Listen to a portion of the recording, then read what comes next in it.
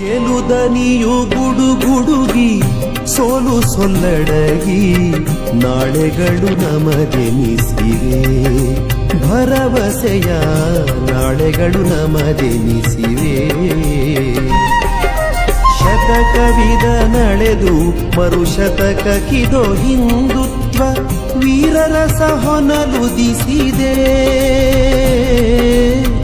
ನಾಳೆಗಳು ನಮದೆನಿಸಿವೆ ಭರವಸೆಯ ನಾಳೆಗಳು ನಮದೆನಿಸಿವೆ ಭರವಸೆಯ ನಾಳೆಗಳು ನಮದೆನಿಸಿವೆ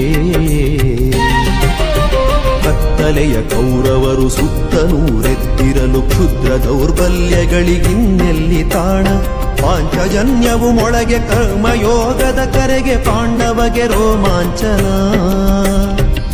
ಪಾಂಡವಗೆ ರೋಮಾಂಚನ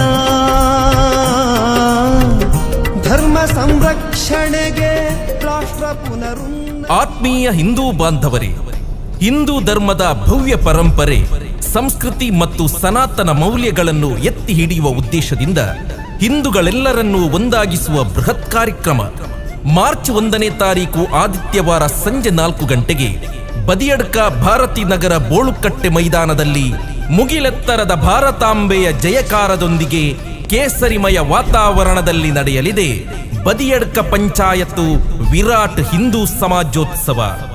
ಅಂದು ಸಂಜೆ 4ಕ್ಕೆ ವಿವಿಧ ಭಜನಾ ತಂಡಗಳಿಂದ ಕುಣಿತ ಭಜನೆ.